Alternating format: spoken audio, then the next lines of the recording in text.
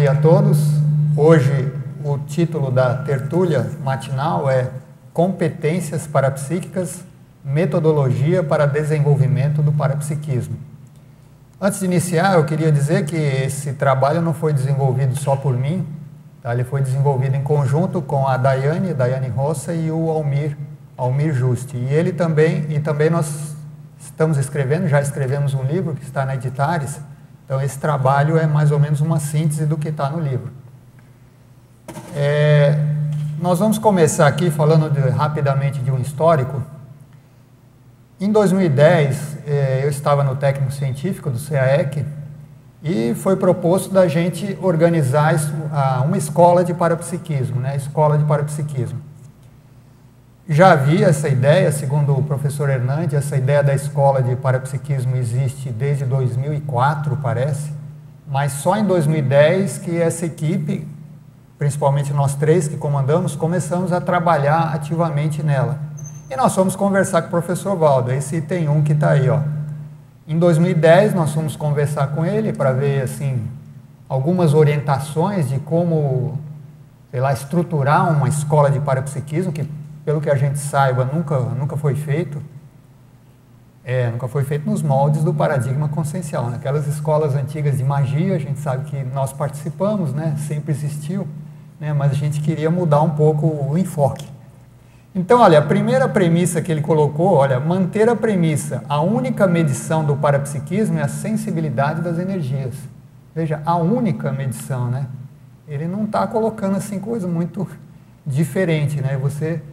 A única medição, então, é a sensibilidade das energias. É que esses itens aqui, eles ajudaram a gente a pensar numa estrutura metodológica para a escola, de como desenvolver o parapsiquismo de uma maneira sistematizada. Porque o que acontece hoje em dia, que a gente observa, claro que existem excelentes cursos de parapsiquismo aqui na CCI, e a pessoa desenvolve tranquilamente, mas a gente observou, até essa foi a ideia da escola, de que para muitas pessoas, por exemplo, você imagina uma pessoa que chega hoje na Conscienciologia, a oferta de cursos, de eventos é tão grande que às vezes ela fica meio assim, não sabe nem por onde começar. Então ela começa a fazer cursos, ela faz um curso aqui, um curso de campo ali, e ela vai desenvolvendo. Mas tem pessoas que às vezes, vamos dizer, se perdem um pouco, ficam meio dispersas com esse mar de ofertas de cursos. Então a gente pensou numa forma de desenvolver o parapsiquismo de maneira organizada, de que tenha assim uma progressão, um aprendizado progressivo, que ele comece, vamos dizer, de determinadas, vou chamar já de competências mais assim básicas, até ir crescendo até as mais complexas. Essa foi a ideia original da escola, sistematizar uma forma de desenvolver o parapsiquismo. Aí vem o item 2 que ele propôs aqui, olha, fazer a matematização do parapsiquismo. Esse para nós foi um desafio razoável. O próprio professor Valdo fez a matematização da consciência, vamos assim dizer. Tem um conscienciograma, tem os 700 experimentos. Agora, fazer a matematização do parapsiquismo, a gente já começou a achar meio complexo. Como que você vai medir, né, o parapsiquismo? Mas a gente fez uma proposta aí. E ele falou assim, olha, começa com os alunos sentindo as energias na ponta dos dedos, sentindo as energias nas mãos. Ó, todo mundo tem que sentir as energias nas mãos, ele falou. Não dá para você ir para frente, você vai querer desenvolver grandes fenômenos parapsíquicos, se nem na mão você sente, nem nos palmos chakras. Então começa por isso. E o item 4, ele falou, olha, desenvolver a sensibilidade impressiva, que é o parapsiquismo impressivo. Ele colocou na época que isso também era uma coisa básica, que todo mundo sentia a presença de consciex. O parapsiquismo impressivo é aquele que você tem a impressão da presença da consciex. Então ele falou, olha, começa por isso também, ó, desenvolva o parapsiquismo impressivo ou sensibilidade impressiva. O item 5, mobilizar as energias em casa e registrar. Isso aqui é meio óbvio, mas muita gente não faz. Tem duas coisas aqui, olha, mobilizar as energias em casa dá uma ideia de continuidade, de você fazer constantemente e registrar. Vocês lembram, o professor Valdo sempre falava, né? Qualquer coisa que perguntavam para ele, ele falava, anota e depois você vê o que dá, né? Registra, né? Para depois ver. E o item 6, identificar qual é a maior especialidade parapsíquica do experimentador. Ou seja, em geral, todos nós temos uma capacidade parapsíquica, uma especialidade em que a gente tem mais facilidade. Para uns pode ser a clarividência, outros a clareaudiência, sei lá, outros a telepatia, mas um dos objetivos era que a pessoa identificasse claramente qual é a sua especialidade. O que a gente notou na nossa experiência é que muitos alunos nem sabiam a especialidade que eles tinham, mesmo porque eles desconheciam até o conjunto do próprio parapsiquismo. Então eles descobriram que eles tinham capacidades parapsíquicas que nem eles faziam ideia de que existia. Com base nesses 7 itens aqui e outros que a gente foi pensando, a gente começou a estruturar essa ideia de uma escola sistematizada para desenvolver o parapsiquismo. E a gente foi pensando, fizemos algumas tentativas, fizemos alguns ensaios com algumas turmas, até que a gente chegou numa ideia, que é, vocês conhecem essa frase famosa aqui, olha, só põe banca quem tem competência? Em matéria de energia, em matéria de parapsiquismo, só deve pôr banca quem tem competência, não é isso? Isso é uma frase que o professor Valdo sempre falava, e ele colocou no léxico também. Agora, o que chama atenção nessa frase? Só põe banca quem tem competência. O que é ter competência, né? O que é ser competente? Se em matéria de parapsiquismo a gente tem que ter competência, em matéria de energia, nós fomos atrás dessa competência. O que é ser competente no parapsiquismo, nas energias? Aí que a gente fez competência, a gente foi primeiro atrás de competência do ponto de vista da educação formal. E a gente começou a estudar essa questão da competência, até o Loche deu umas ideias para a gente, sobre essa questão do ensino através de competências. E a gente foi estudando essa questão da competência. Começamos com a competência formal, ou seja, a competência do ponto de vista da educação. Acho que tem vários educadores aqui, o próprio Alexandre, acho que entende bastante desse assunto. E a gente foi estudando essa questão da competência, e aqui também tem uma definição aqui, que eu vou falar já já, mas a metodologia ativa de ensino. Isso agora nós estamos falando ainda nesse item 2 aqui, no item 2, aliás, no item 3, de competência do ponto de vista da educação convencional. A metodologia ativa, que hoje também está muito na moda, é assim, aquela que o professor ele é um articulador, ele é um orientador, ele é um facilitador. E o aluno ele é o protagonista principal do aprendizado, ou seja, ele é ativo no processo de ensino. A metodologia convencional coloca lá o professor como aquele ser supremo na sala de aula e o aluno é aquele reles plebeu que não sabe nada. Então o professor tem o conhecimento, o aluno está lá embaixo.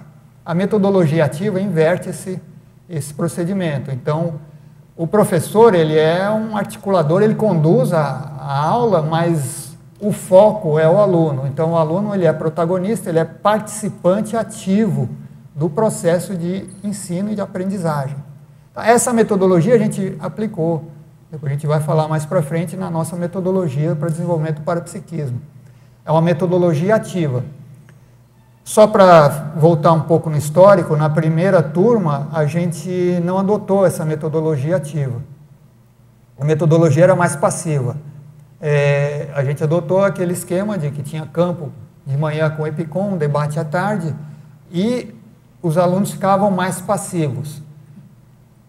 E depois, com essa história de metodologia ativa, competência, a gente inverteu o processo. Então, vamos dizer, a predominância é que os alunos são mais ativos e menos passivos. A gente sabe que para desenvolver o parapsiquismo, as duas coisas são importantes, tá? Você tem que ter a parte passiva e a parte ativa. Só que no primeiro ensaio, predominava o aluno mais passivo. Tá? Ele ficava no campo, aquele campo com EPICOM, e era uma postura mais passiva. E tinha algumas atividades, mas eram, sei lá, eu vou chutar aqui em torno de 20%. De 20% a 30% era ativo e 80% era passivo. Nessa lendo, estudando essa questão da metodologia ativa, a gente inverteu esse processo. Vamos dizer, o aluno é muito mais ativo e menos passivo nesse processo de ensino-aprendizagem.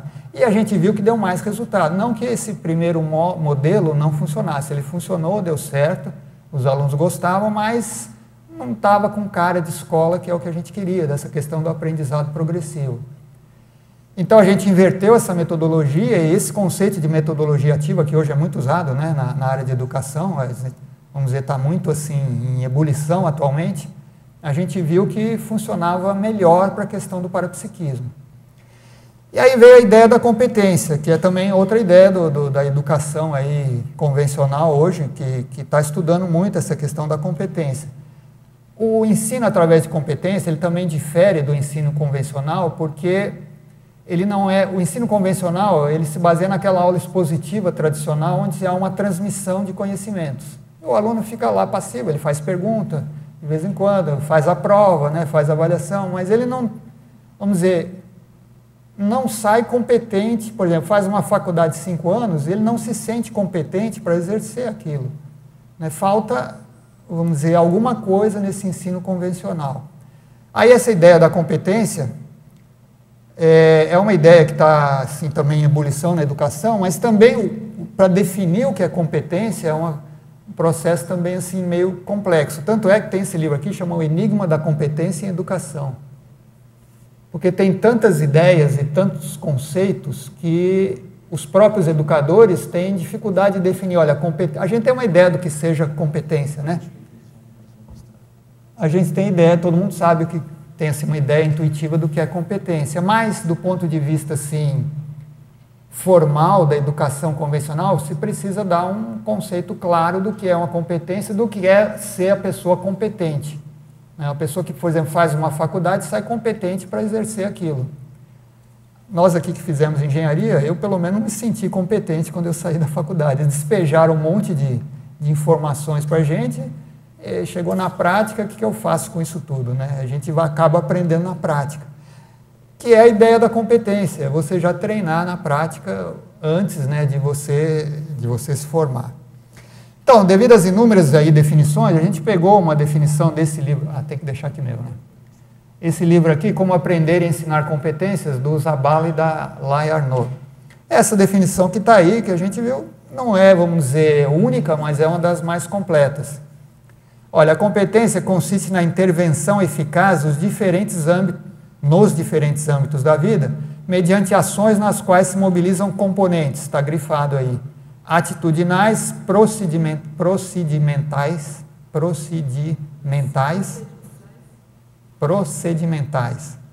é de procedimentos mais fácil, e conceituais, de maneira interrelacionada. Quer dizer, o que chama atitude aí é que a gente tem que mobilizar a atitude, o procedimento e o conceito, mas de maneira conjunta, de maneira interrelacionada. A gente viu que essa ideia se aplica bem ao parapsiquismo. Esse conceito de atitude, procedimento e a ideia é o que está aí no item 4, ó, conhecimento, habilidade e atitude, a sigla é CHA. O conhecimento são as ideias, os conceitos, a parte teórica, que na Conscienciologia a gente sabe que é quanto? 1%, né? A gente fala 1% teoria, 99% de prática. Aí a habilidade e a atitude. Então, esse conjunto aqui, esse trinômio, ele tem que funcionar de maneira integrada, de maneira interrelacionada. O conhecimento é você ter a sabedoria, você saber. A habilidade é o treino, é a técnica, é você saber como fazer. E a atitude é você fazer, fazer com constância, com continuidade. Dando um exemplo simples aqui do estado vibracional, por exemplo, o que seria? Você conhece teoricamente o estado vibracional, é aquela dinamização máxima das energias do energossoma, além das vibrações lentas do soma. Isso é a teoria. Você conhece os benefícios do EV, conhece os impedimentos do EV, tudo isso é teoria, é o conhecimento de 1%. Agora, depois tem a habilidade, ou seja, a técnica. Você tem que treinar, tem que repetir, até que você tenha a habilidade de fazer o estado vibracional. Agora, o conhecimento e a habilidade, você pode ter e pode não usar. Aí tem que ter a atitude de você, no dia a dia, empregar continuamente o conjunto dos três. Isso é atitude, é você fazer. É você ter, vamos dizer, ação no dia a dia, integradamente com esses 3 conhecimentos. A gente viu que essa ideia era bem propícia para o desenvolvimento do parapsiquismo. E a gente adaptou essa ideia, né, para a questão do desenvolvimento do parapsiquismo. Lembrando que a gente quer ter lá no item que o professor Waldo falou, né, só põe em banca quem tem competência. Então a gente quer ter competência do ponto de vista do parapsiquismo. Aí a gente fez essa definição adaptada dessa ideia de competência. O que seria uma competência parapsíquica? É a capacidade pessoal, aí já estamos dentro do paradigma, aí nós estamos dentro da conscienciologia. A capacidade pessoal de aplicar interassistencialmente no cotidiano, que é a questão da atitude, as habilidades e conhecimentos paraperceptivos adquiridos, a qual é construída ativamente, a questão da metodologia ativa, por meio da autoexperimentação, né? Na conscienciologia tem que ter a própria autovivência, o estudo, a reflexão e a avaliação crítica continuada. Quer dizer, a análise crítica faz parte do desenvolvimento da competência. Não foi assim tão simples a gente chegar nessa definição, né? A gente, assim, mudou, acho que umas 10 vezes, será que a gente mudou essa definição? Até chegar nessa definição aqui, está sujeito a chuvas e trovoadas ainda, ou seja, se vocês tiverem também sugestões aí, podem fazer que a gente vai pensar no assunto. Então, a gente está tentando tirar um pouco da subjetividade dessa questão de só pôr em banca quem tem competência. Aqui tem mais ou menos um resumo do que seria no parágrafo de baixo. Então, o que é ser competente do ponto de vista do parapsiquismo? Ser competente parapsiquicamente implica em ter discernimento. Já tem um erro aqui. Discernimento.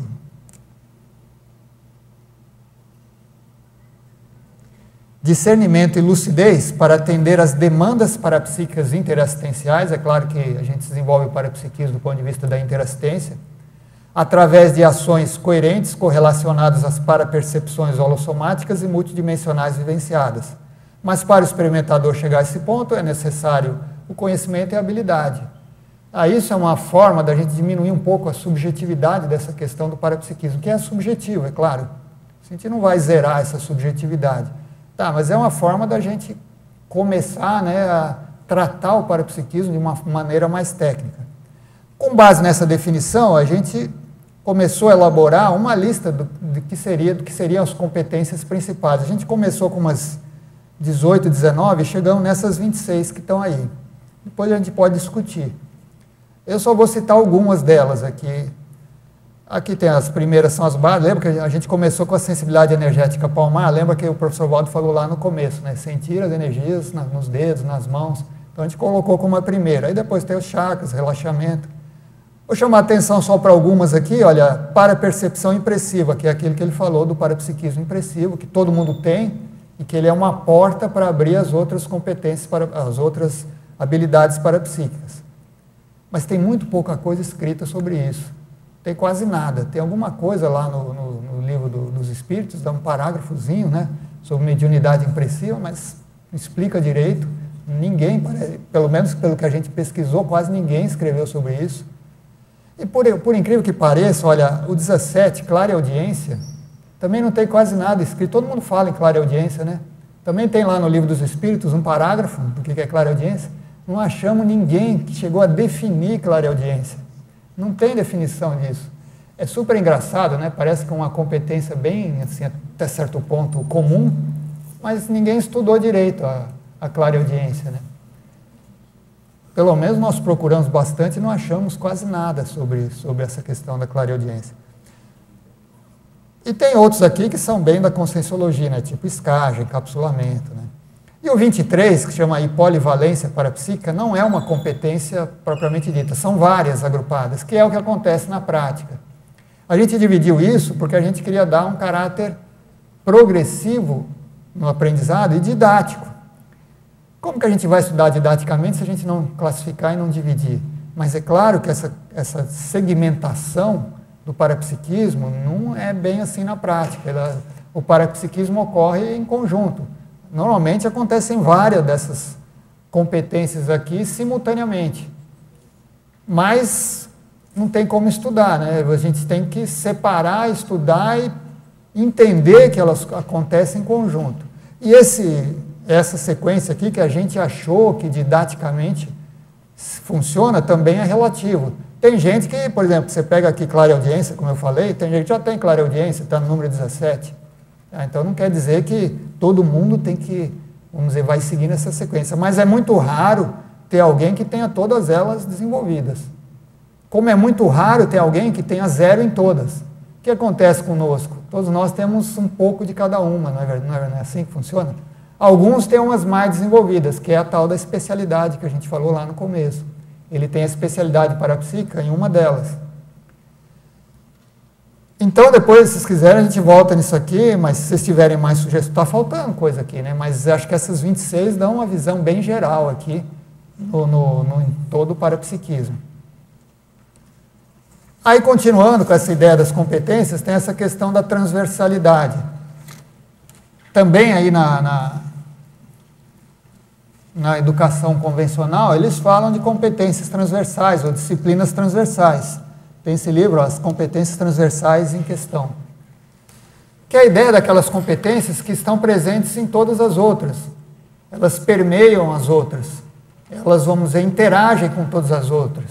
É uma competência que atravessa todas as outras. Que, no caso do parapsiquismo, são essas 5 que a gente descreveu aí. Por exemplo, atenção dividida. Você consegue desenvolver o parapsiquismo sem atenção? Ou sem atenção dividida?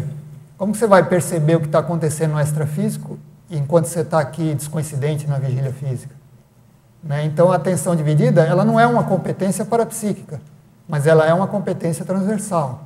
Ou seja, ela está presente em praticamente todas aquelas outras 26 que estão lá. Assim como as outras, ó. O registro das parapercepções é uma competência saber registrar, não é? Tem gente que fala assim, a gente vê lá nos cursos, né? Eu não sei nem o que anotar. Então ela anota, eu vi uma consciex. E aí? Como é que fica isso? Né? Eu vi uma consciex, está meio ainda esquisito. Então, às vezes a pessoa não tem prática, ela não sabe nem o que anotar.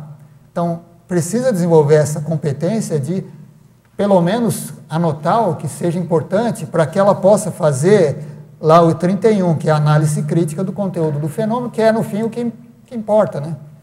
Importa a gente saber qual é a mensagem do fenômeno e quem é o mensageiro, né? Quem transmitiu a mensagem, por que ele transmitiu e para quê. Então, essa é a ideia dessas competências, por exemplo, essas outras aqui, ó, concentração mental e detalhismo é meio óbvio, né? Como que você vai desenvolver o parapsiquismo se você está disperso, ou se você não tem detalhismo? Uma delas, essas duas aí estão correlacionadas, o detalhismo e a concentração mental. Pessoal, vocês acham que está muito estranho isso aqui até agora? Não, né?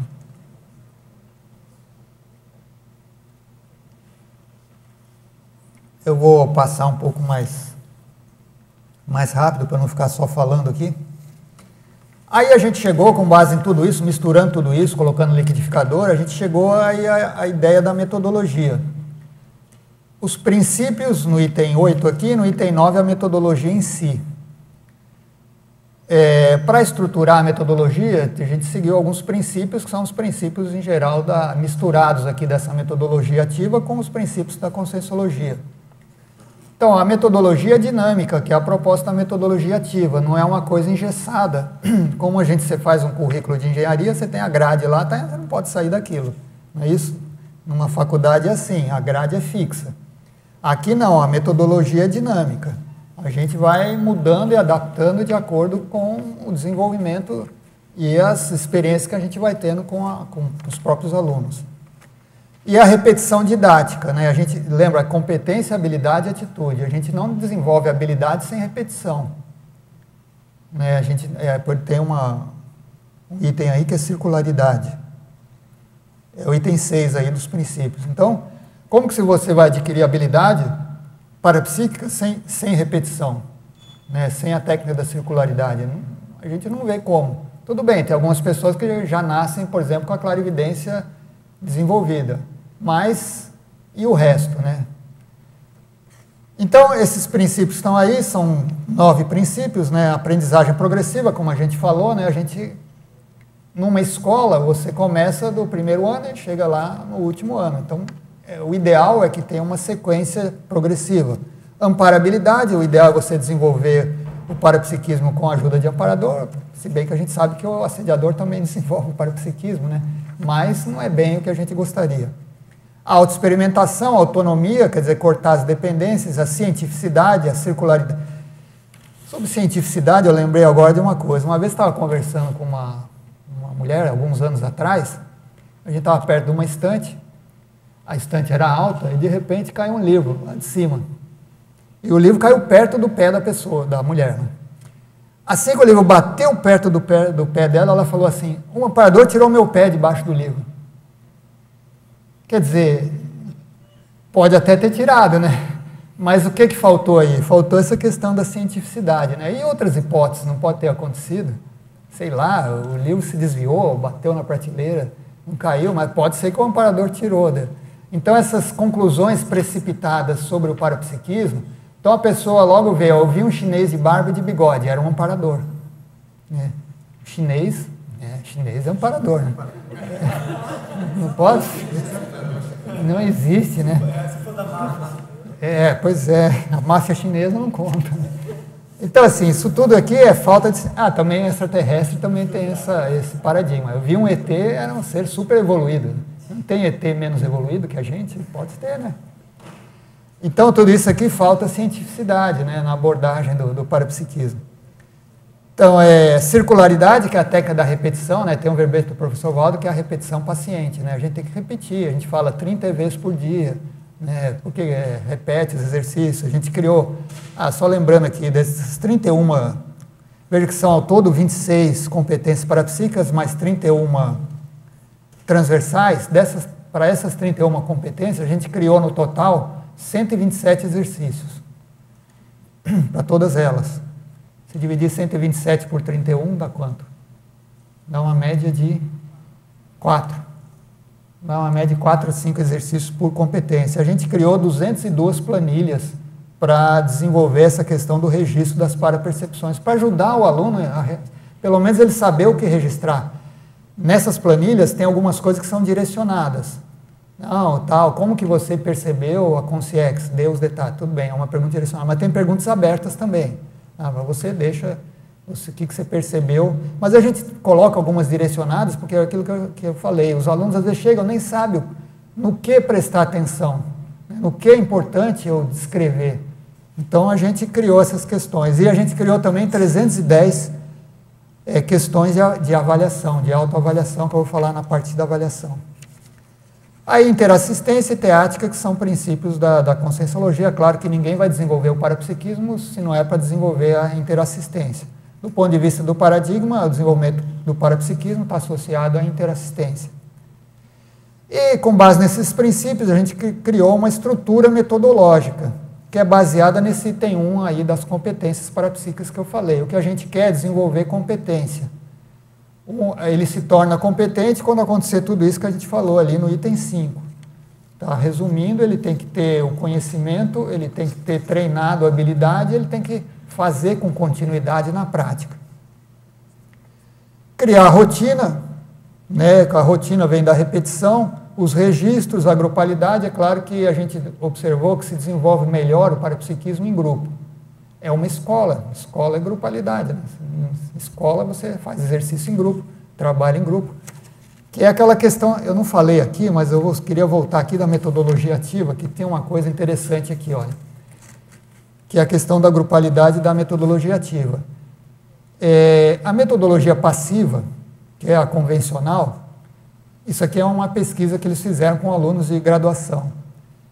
10% do que os alunos leem é que eles aprendem.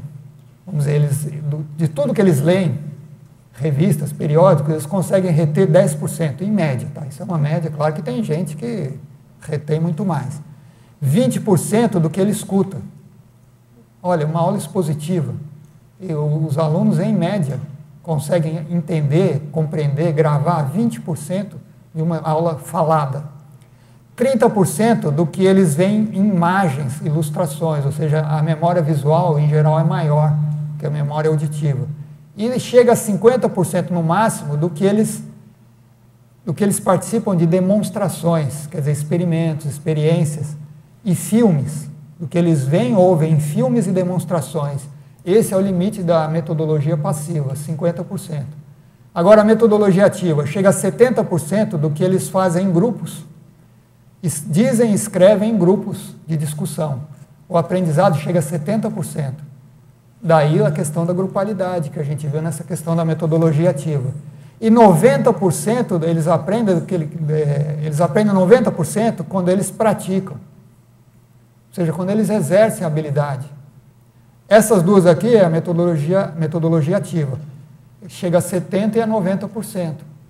Isso é pesquisa que eles fizeram com alunos de graduação, claro que tem uma variabilidade muito grande, né?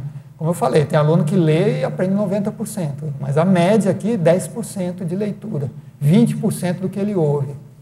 Ou seja, essa questão de aula expositiva parece que está com os dias contados. Não que ela vai zerar, sempre tem que ter aula expositiva, mas a predominância com aula expositiva do aluno, como eu falei, o ser supremo na aula, que é o professor falando, e a plebe que não sabe nada lá embaixo só escutando ou fazendo pergunta, levanta a mão de vez em quando, né, e faz a prova. Essa questão que a gente adotou aqui nessa questão da metodologia. Outro dado aí da metodologia, dessa questão de aula expositiva. Numa aula de 50 minutos a 1 hora, nos primeiros 10 minutos, os alunos conseguem reter 70%, dentro daqueles 50%. Não, dentro daqueles 30%. E nos 10 minutos finais, eles só conseguem reter 20%. Ou seja, você pega uma aula de 50 minutos, no começo, nos primeiros 10 minutos, eles conseguem prestar atenção, tá? Eles conseguem ficar 70% atentos. Nos últimos 10 minutos, já cai para 20%, ou seja, o professor está falando para as moscas lá. Quem já deu aula em faculdade sabe. Né? Eu já dei aula na faculdade. Oi? Já começa, passou de 15 minutos, ele já começa a entrar no celular, no tablet, né? E você fica falando sozinho lá. E não adianta ir muito contra o celular, não. Eu já tentei falar, desliga o celular, não adianta. A gente tem que fazer eles trabalhar com o celular. Então, essa questão da metodologia ativa, a gente usou muito aqui nessa questão aqui do parapsiquismo. E o último item, que é a avaliação. Quem faz aqui a avaliação para ver se seu parapsiquismo está melhorando? Né? A gente, em geral, não se preocupa com isso. Não se faz, eu sei que existe, né, como eu falei no começo, na CCCI existem inúmeros cursos de parapsiquismo, muito bons, todos eles excelentes, desenvolvem o parapsiquismo, mas uma coisa que a gente viu que faltava é fazer essa questão da avaliação. Né? Como que eu avalio se eu entrei de um jeito e saí do outro? Né? Como que eu avalio se o meu parapsiquismo melhorou? Como que eu avalio se a minha especialidade parapsíquica, dentro daquelas 26, vamos supor que seja clarividência, ela melhorou? Então a gente tem que ter algum... Lembra lá o item que o professor Valdo falou? Olha, o item 2, fazer a matematização do parapsiquismo. Né? Como que eu vou matematizar o parapsiquismo sem avaliação? Essa foi uma questão que a gente pensou bastante. Como avaliar o parapsiquismo, que é o item seguinte aqui. O parapsiquismo é subjetivo? Como que a gente vai avaliar uma coisa subjetiva? É complicado, é complexo, mas é o mesmo caso do conscienciograma. O conscienciograma é subjetivo? Eu acho muito mais subjetivo do que o parapsiquismo ainda, que também é muito subjetivo. Você vai avaliar a evolução da consciência. Então, o professor Valdo fez lá o conscienciograma, 700 experimentos, com o objetivo de você valorar, né, a evolução da consciência. Nós procuramos fazer algo semelhante. Não tão, assim, sofisticado, mas a gente procurou elaborar critérios que a gente possa avaliar como está o nosso autoparapsiquismo. Reduzir a subjetividade e identificar capacidades parapsíquicas desconhecidas. Através dessa avaliação, a gente viu que muitas pessoas, muitos alunos, descobriram potenciais parapsíquicos que ele nem conhecia. Ele nem sabia que existia aquilo no parapsiquismo. Por exemplo, como eu falei, o parapsiquismo impressivo, muita gente nem sabia que existia. Simplificando aqui, tem 3 aí critérios de avaliação. Autoavaliação, heteroavaliação e as anotações, que são os registros. A autoavaliação é imprescindível, né? Na Conscienciologia, o que vale é a autoavaliação, mas a heteroavaliação ajuda a diminuir as distorções. A mesma coisa lá do Consciência Cobaia, não existe? Se tudo fosse autoavaliação, para que teria o Consciência Cobaia e para que teria a Conscius? Todo mundo preencheria sozinho, mas acontece que sozinho pode acontecer distorções, né? A pessoa pode ter uma percepção errada, distorcida, então a heteroavaliação pode ajudar, pode atrapalhar também, claro, né? Nada impede, mas a tendência é quando você faz uma auto e uma heteroavaliação, as distorções diminuam. E os registros e as anotações são imprescindíveis. Como que você vai avaliar seu crescimento se você não anota? Como que você vai saber como está o seu parapsiquismo daqui a 3 anos se você não anotou nada? Com base em tudo isso, misturando tudo isso, a gente criou para cada dessas 31 competências 10 questões. 10 vezes 31 dá 310 questões. Respondendo essas 10 questões, ele dá uma nota, como no conscienciograma. Pega por exemplo, pega a primeira, a número 1 lá, sensibilidade energética palmar, que é a número 1. Tem 10 questões. Ele responde às 10, tira uma média e dá uma nota. Ele lança essa nota aqui no gráfico. Tem uma escala aí de 0 a 10, se vocês perceberem no gráfico. É semelhante àquele gráfico lá do conscienciograma. Ele faz isso com as 31. E ele vai ver, imediatamente ele vai identificar qual que deu maior, que é a especialidade parapsíquica dele. Imediatamente ele vai identificar quais são as menores, preenchendo o gráfico. Ali tem um exemplo lá naquele slide, mas é que ficou muito apagado, de um exemplo real de um aluno que preencheu o gráfico lá. Vocês estão vendo aquele todo apagado, é meio escuro ali, não ficou muito claro. Que tem lá umas pontas verdes, né? Ali o ponto máximo ali dá para ver qual que é o maior e qual que é o menor, quais são os menores. Qual que é a ideia? Que o aluno preenche isso aqui quando ele entra, quando ele começa a desenvolver o parapsiquismo e quando ele termina. Quando ele entra, ele tem uma fotografia de como ele está no parapsiquismo. Quando ele termina, ele tem uma fotografia de como ele terminou, dá uma ideia de como que ele avançou. Para reduzir essa subjetividade, além dessas 310 perguntas que nós fizemos, a gente fez para cada competência esse quadro que está embaixo, ó. Atitude inicial, atitude avançada, para ele ter uma ideia de que nota que ele vai dar, para diminuir um pouco a subjetividade. A gente pegou, por exemplo, a competência 16, só um exemplo, telepatia. Que habilidade que ele tem que desenvolver? Transmitir e receber pensênios de modo lúcido, isso é telepatia.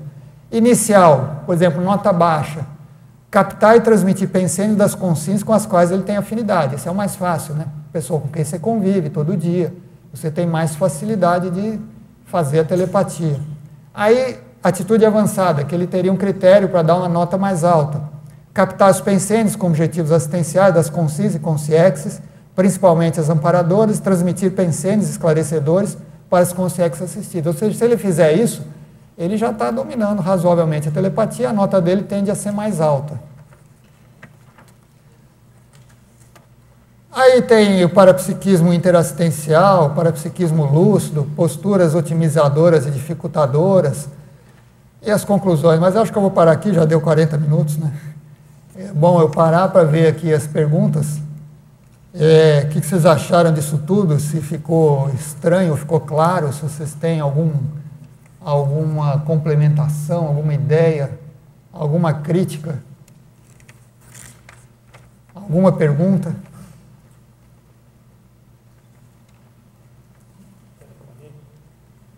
Alô. Cara, essas planilhas que você mencionou e questões, aonde é que teria isso? Vai sair no livro. Isso tudo tem num livro que está na Editares. Vai sair, quando vai sair a gente não tem muita ideia, mas deve sair esse ano, a gente espera. Se você quiser, tem uma ideia aqui, ó. Deixa eu ver se eu trouxe aqui. Porque eu achei bem interessante esse negócio de direcionar, né, esse negócio da gente saber o que anotar. Vou dar um exemplo aqui de uma planilha, no caso do parapsiquismo impressivo. As perguntas que a gente fez, tem pergunta aberta que ele deixa para ele falar o que ele quiser. Ó. No caso da parapercepção impressiva, você percebeu a forma de alguma questão para ele tentar identificar? Sim. Você percebeu alterações na autopensenidade, ou seja, no seu fluxo de autopensenes, ou no holopensene local, quando da possível aproximação de uma consciência? Descreva os indicadores, como ele percebeu isso. Identificou assim, a possível presença da consciex, quais os indicadores? Foi uma impressão vaga ou foi uma paradetecção das características individuais da consciex? Porque no parapsiquismo impressivo você pode ter só... Eu tenho a impressão de que tem um espírito aqui do meu lado. A gente fala, passou um espírito aqui. Sim. Eu tenho a impressão de que eu tenho uma consciex aqui do meu lado. Pode ser só uma vaga, mas uma vaga impressão. Mas pode ter o parapsiquismo impressivo, que é o que o professor Valdo fala, que você detecta sem ver, né, sem clarividência, você detecta a consciex. Olha, várias vezes ele falou, olha, tem o serenão aqui, sem ele ver. Então, pode chegar a um nível do parapsiquismo impressivo que ele pode detectar as características da consciex sem ver, né, impressivamente. Esse livro é seu? Esse livro é, como eu falei no começo, a Daiane, o Almir e eu. Tá, desculpa, eu cheguei atrasado. Isso vai ajudar bastante, inclusive para a gente saber o que contrastar com o que, né? E qual... não só essas perguntas, mas também a gente poder avaliar o patamar que a gente está, né? Exatamente, essa é a ideia. Tá, valeu. Continuando aqui, olha, na identificação da possível presença de consciex, você utilizou a parapercepção impressiva ou outra competência? Porque as coisas acontecem em conjunto, né? Então você pode ter utilizado a parapercepção impressiva junto com outras capacidades parapsíquicas e assim por diante. Aqui, olha, tem a questão das questões, as 10 questões para cada uma. A primeira sempre é teórica. A gente começa assim: qual o seu conhecimento teórico sobre a parapercepção impressiva? Já estudou as referências bibliográficas sobre esse assunto? É a questão do 1% da teoria. E aí vai as outras perguntas. Em que estágio está a sua parapercepção impressiva? É uma simples impressão vaga ou você já identifica as características da consciex? Aí, outra pergunta. Qual o nível da sua imperturbabilidade ante a presença de consciex junto a você? Apresenta medo, deslumbramento, outras imaturidades? É tipo consensograma. Aí ele gradua, dá uma nota para isso aí. E tem 10 dessas perguntas para cada competência. Isso aqui é só um exemplo do parapsiquismo impressivo. Você já chegou a aplicar esse questionário nas pessoas da dinâmica ou do... Sim, na escola de parapsiquismo nós já estamos com 7 turmas. A partir da segunda ou da terceira, na terceira, acho. Na segunda ou na terceira, acho que nós começamos a usar essa metodologia. As 2 primeiras não foram com essa metodologia. Então, na terceira turma, a gente começou a usar essa metodologia, e acho que na 4ª ou na 5ª a gente começou a usar esses questionários. Tá, e funciona. Tem funcionado bem. Sim, eu queria saber se você já percebeu, ou se você pretende perceber um padrão, né, do mapeamento do parapsiquismo nosso aqui na Cognovos, na CCCI. Isso aqui a gente não fez, mas seria uma boa ideia fazer. A gente poderia aplicar esse questionário, essas perguntas aqui na CCCI e a gente mapear. O instrumento existe, é só a gente fazer a pesquisa. Amém. Parabéns, eu gosto muito dessas avaliações lógicas. Né? Eu quero muito suas perguntas para avaliar minha parapsiquismo. O que eu entendo, esse sistema é mais por nós aqui. E você falou da extraterrestriologia também, porque eu acho que nós temos aqui um parapsiquismo que é muito conectado do nosso mundo aqui. Eu acho que nós somos um pouco limitados. Como você pensa, nós podemos ir em frente fora desses limites?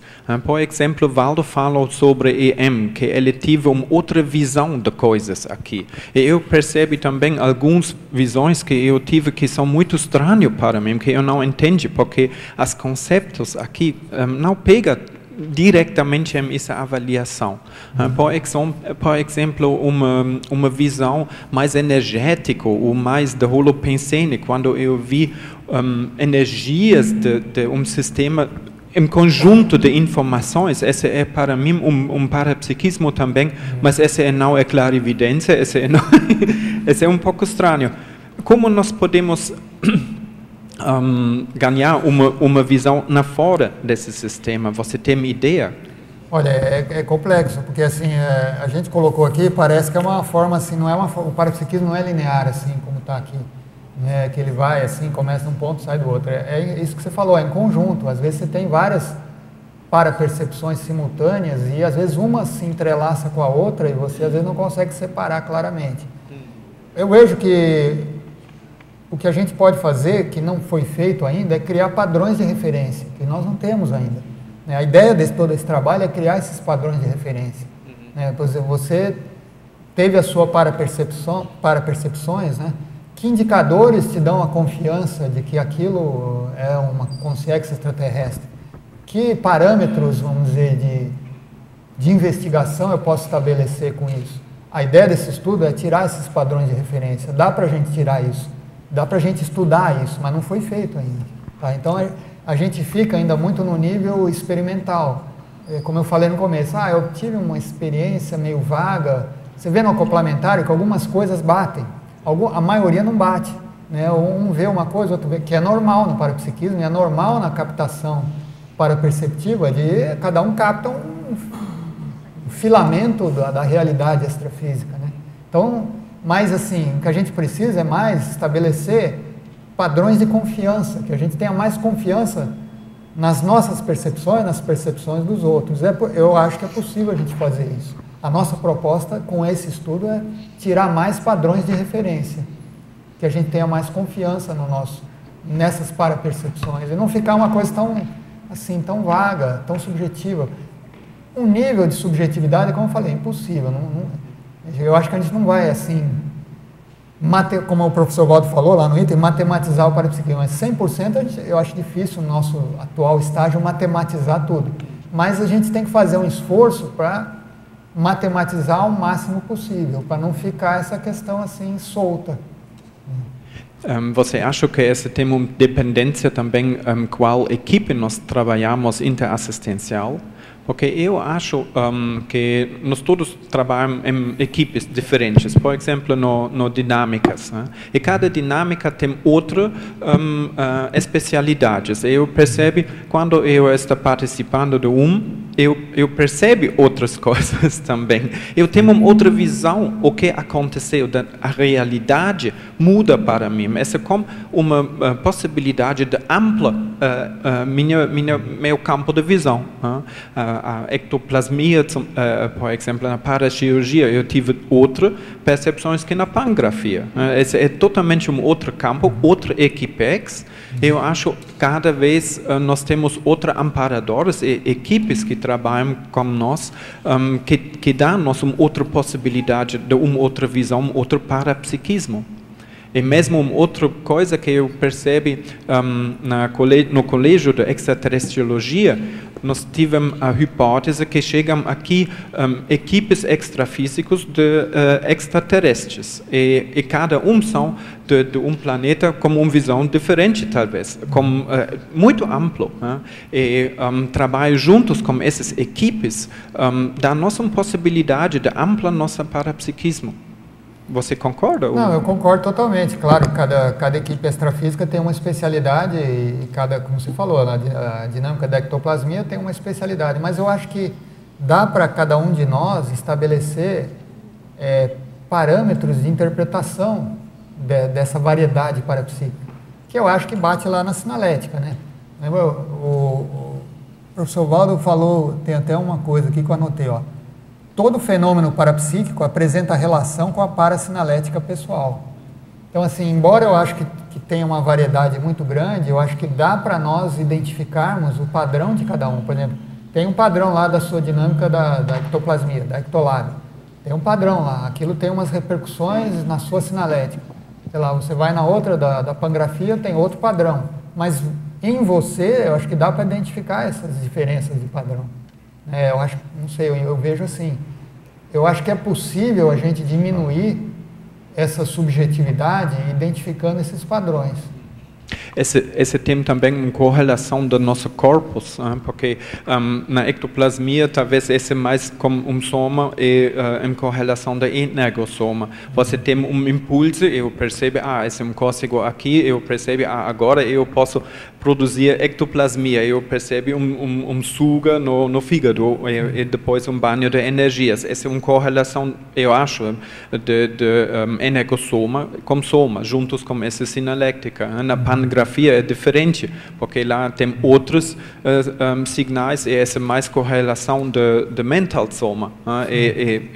e também energias ou informações. E esse é muito técnico para mim, porque esse é através de cada veículo. Nós temos 4 veículos e cada parapsiquismo com trabalho juntos por efeito assistencial, nós podemos especializar mais uma ou outra e a correlação é bem complexa. De uma equipe, eu percebo outro trabalho de outra. Isso por matematizar, muito complicado. É complicado, é. Mas eu vejo assim, aquilo que a gente falou, o trabalho em grupo ajuda para identificar esses indicadores. Por exemplo, você tem os indicadores para ectoplasmia. Você pegou aqui fígado, tal, sistema digestivo. Será que uma outra pessoa tem o mesmo indicador para o mesmo padrão de energia? Se esses indicadores a gente conseguir mapear, a gente começa a diminuir essa subjetividade. Mas não foi feito ainda, isso precisa ser feito. Talvez essa é uma ideia de avaliar as dinâmicas também, porque lá nós temos uma especialidade muito profunda. E se nós podemos fazer uma avaliação de todas as dinâmicas, por ver qual equipes nós trabalhamos, quais signais são esses objetivos, se nós temos várias pessoas com o mesmo parapsiquismo, o mesmo percepções. Eu acho que essa já ajuda também, que Eduardo falou, da onde nós somos, aqui no Cognópolis também, de onde nós trabalhamos. Eu acho importantíssimo, eu acho que devia fazer esse trabalho em todas as dinâmicas de verificar essa questão, para cada padrão de dinâmica estabelecer os indicadores. E outra coisa, estabelecer a evolução parapsíquica da pessoa que frequenta a dinâmica. Ela começou a frequentar uma dinâmica em janeiro. Daqui 3 anos, o que aconteceu com ela? Houve alguma mudança? A gente não faz isso, não faz esse acompanhamento, pelo que eu saiba, esse acompanhamento da evolução parapsíquica de cada um. Sim, mas esse não é constante. Se você fez uma avaliação de 3 anos, nós temos acontecimentos aqui que têm uma grande influência na soma de Valdo, ou acontecimentos aqui, ou acontecimentos do mundo em geral. Esse tem grandes influências e eu acho que nós podemos avaliar o que aconteceu agora para nosso grupo evolutivo. E esse não é só a Cognópolis mais, porque nós somos conectados de tudo outros lados do nosso mundo e de outros mundos também. E esse é interessante ver. Nós temos acontecimento na Alemanha, político, nos Estados Unidos, ou Brexit na Inglaterra, ou coisas de guerra, liberações em África. Todas essas coisas têm uma energia, um campo que precisa muito apoio de pessoas que têm parapsiquismo, que trabalham em grupos. Eu acho essa conexão, trabalho em grupos especiais, essa é interessante para avaliar. E para mim, eu tenho certeza, não dúvida, que esse é em conjunto com equipes extrafísicas que são extraterrestres, que têm experiências em esses trabalhos grupais que são muito mais complexos que só um grupo. Não, tudo isso influi realmente, esses efeitos globais, esses trabalhos influem, mas influi também a própria flutuação da pessoa. Você falou a flutuação em geral do mundo, isso influi, mas influi, por exemplo, flutuação emocional, flutuação, dos processos intraconscienciais da pessoa, as reciclagens, também influem em tudo isso. Mas o ideal é que a gente consiga avaliar o crescimento parapsíquico da pessoa, se for possível, se ela, vamos dizer, o parapsiquismo dela está abrindo, está se expandindo ou não? Se está se expandindo, para que lado? Qual é a sua, vamos dizer, especialidade? Tudo isso eu acho que dá para a gente pensar, mas tudo isso que você falou realmente influi, Influi a parte externa e a parte interna dá uma série de flutuações, realmente. Obrigado. Aqui. Dentro dessa visão aí trazida, assim, e é isso, eu queria entender essa questão da metodologia, porque até para que haja essa avaliação da evolução, você tem que partir de alguma base. Você colocou aqui as competências parapsíquicas e tal, mas dentro dessas competências, é objetivo da escola, por exemplo, como todo conhecimento, você tem um caminho, a ser percorrido. Então, você ensina a alfabetização, depois você começa a ler, depois você começa a interpretar o texto, depois você começa a fazer ilações sobre aquilo ali, até fazer uma análise crítica. Dentro dessas, parece assim que tá, assim, são várias competências, mas ainda não foi feito, me corrija se que eu queria saber, se dentro desse escopo, desse trabalho da Escola do Parapsiquismo, a intenção também é essa, de você, por exemplo, definir as competências primárias, as competências secundárias, as competências terciárias, uma gradação para que você possa, por exemplo, ter essa avaliação, até chegar num parapsiquismo impressivo, entendeu? Me parece que existe uma gradação assim, e que isso ainda não está assim muito definido, então fica uma coisa muito difícil de você avaliar, por exemplo, dentro de uma dinâmica, que uma determinada, que ele colocou lá, às vezes tem uma ação mais profunda, né? Um grupo faz um trabalho que é parapsíquico, que é mais profundo, né? E uma outra que tem uma coisa que é menos profundo, não que é menor, nem que é maior, nem que é pior ou que é melhor, nada disso, é nível de habilidade e conhecimento, né? Que você colocou, habilidade, conhecimento e atitude, né? Partindo do pressuposto que todo mundo está querendo ter atitude, vai lá toda semana, tá. Mas o nível de habilidade de uma dinâmica parapsíquica, vamos pegar só as dinâmicas, em relação à outra, em relação àquilo que está sendo feito e ao resultado, não sei se você está compreendendo o que eu estou colocando, o nível de parapsiquismo, não é por aí, talvez, a gente começando a definir o que é mais o básico, do que é mais, ou se vai encarar o parapsiquismo como uma coisa geralzona, em que você tem que desenvolver todas as competências ao mesmo tempo, como é que é isso? Não, isso acho que eu falei no começo, a questão é a seguinte, a gente pensou, até no começo a gente chamava de competências básicas, intermediárias e avançadas, a gente dividiu em 3 grupos. Mas a gente a gente estabeleceu uma ordem didática. Essa ordem que está aqui, de 1 a 26, a gente não dividindo assim em básicas, intermediárias e avançadas, mas a gente pensou numa ordem didática, inclusive com a sugestão do professor Waldo, que ele falou, começa sentindo as energias pela mão, que você vai ver aí que é a primeira. Agora, como eu falei no começo, didaticamente a gente pensou nessa sequência. Essa sequência que está aí foi pensada uma sequência. Você vê que começa aqui com sensibilidade palmar, chakras, EV, absorção, começa assim, o grau de complexidade, entre aspas, começa a avançar, começa acoplamento, assimilação, desassimilação, aí vai psicometria. Assim, é muito difícil a gente generalizar que existe uma sequência didática única. Essa sequência didática, é uma sequência didática essa aqui. A gente estabeleceu com base na nossa experiência de 7 turmas da Escola de Parapsiquismo. Mas não quer dizer que ela seja rígida e que seja assim, tem que ser essa, né? Como eu falei, o parapsiquismo, pelo que a gente vê, não é linear, assim.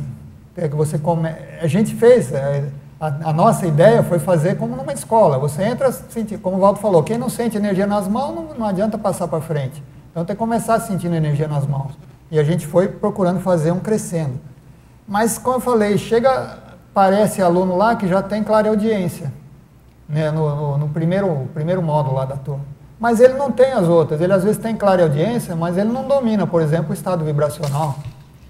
Então, assim, parece que a pessoa tem que começar por alguns passos para desenvolver o parapsiquismo de uma maneira total. Eu acredito que não dá para, como você fala assim, vamos desenvolver o parapsiquismo de maneira integrada. Eu não acho isso didática, vamos desenvolver todo o parapsiquismo. Você falou agora, tem um cara que tem já uma clarividência e tal, mas às vezes essa habilidade, ela pode ser uma coisa que ele desenvolveu já em outras vidas, mas ele ainda não tem algumas outras coisas básicas, como você falou, que é o domínio das próprias energias, para poder até utilizar essa ferramenta. Exatamente. Que ele é aquele cara que às vezes conseguiu aprender uma coisa avançada, mas ele não tem as outras coisas de base que não está dando suporte para ele, né? E às vezes ele usa isso só experimentalmente. Assim, eu sei que eu ouço as consciências, mas e daí? O que ele faz com isso, né? Às vezes ele não consegue interpretar as energias, interpretar, vamos dizer, a mensagem. Como eu falei, o importante sempre fala, analisar o conteúdo da mensagem e o mensageiro, né?